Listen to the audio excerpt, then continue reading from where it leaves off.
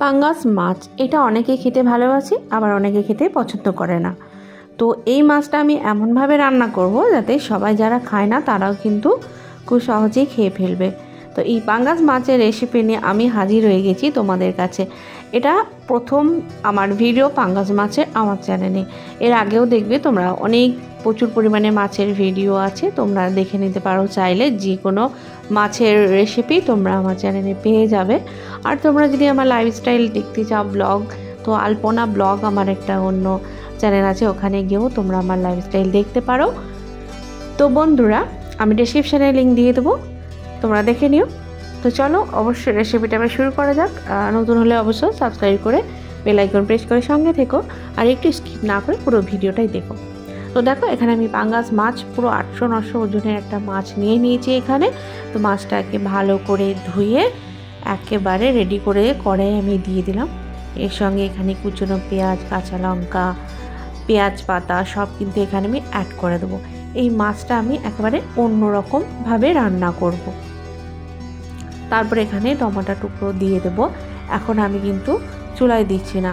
এবারে এর সঙ্গে আরও অ্যাড করব নুন। কী কী লাগবে আমি সেইগুলো সব ডিসক্রিপশানে দিয়ে দেবো, তোমরা দেখে নিও। এই মুহূর্তে আমি বলছি না বা স্ক্রিনে দিচ্ছি না। তো সব মশলা এখানে অ্যাড করলাম। দেখো, লঙ্কা গুঁড়ো, হলুদ গুঁড়ো, জিরে গুঁড়ো, ধনে গুঁড়ো সব মশলা এখানে দিয়ে দিলাম। এর সঙ্গে আরও অ্যাড করলাম তেল। তেলটা একটু বেশি পরিমাণে তোমরা দিও, যেহেতু পাঙ্গাস মাছ একটু গন্ধ হয়।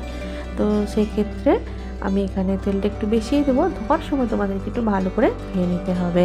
এখানে একটা টিপস তোমাদের দিয়ে রাখি, যখন মাছটা ধুবে তোমরা একটু গরম জল আর একটু নুন দিয়ে 2-3 বার করে ধুয়ে নিলেই কিন্তু গন্ধটা চলে যাবে।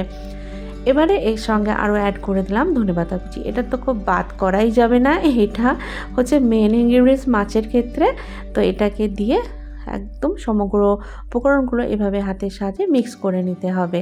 খুব সুন্দর করে আলগা হাতে এটা মিক্স করবে, যেন কোনো মাছ বাদ না যায় মিক্সিং হতে। তো সমস্ত মশলার সাথে খুব ভালো মতো এটা দেখো মিক্স হয়ে গেছে।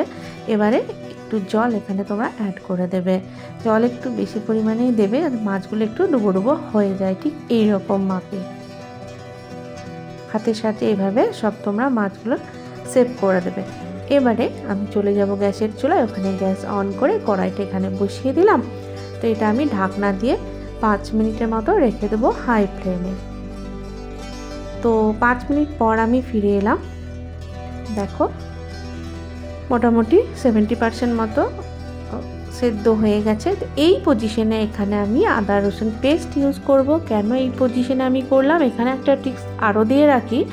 এখানে এই সময় আদা রসুনের পেস্ট তোমরা যদি ইউজ করো তাহলে পাঙ্গাস মাছের গন্ধটা একেবারেই থাকবে না। প্রথমে দিলে কিন্তু থাকতে পারত, এই সময়ই তোমরা দেবে। তো আবারও এটাকে আমি আরও 5 মিনিট এটাকে রান্না করে নেবো মিডিয়াম ফ্লেমে। তো দেখো, খুব তাড়াতাড়ি কিন্তু রান্না আমার কমপ্লিট হয়ে গেছে। তো এটাকে আমি এবার সার্ভ করে নেব। তো দেখো, আমি সার্ভও করে দিলাম। তো খুব চটজলদি কিন্তু হয়ে গেল, কোনো রকম ফ্রাই করা কষা ছাড়াই কিন্তু খুব সহজেই পাঙ্গাস মাছ তোমরা রেডি করে নিতে পারবে। আর এই মাছের টেস্ট কিন্তু অসাধারণ। তোমরা একবার এই প্রসেসে অ্যাটলিস্ট রান্না করো, দেখবে খুবই ভালো লাগবে। তো পুরোপুরি আমার সার্ভ হয়ে গেছে। তো ভালো লাগলে অবশ্যই লাইক কমেন্ট করো। তো বন্ধুরা, আজ আসি, আবার দেখা হচ্ছে নেক্সট ভিডিও।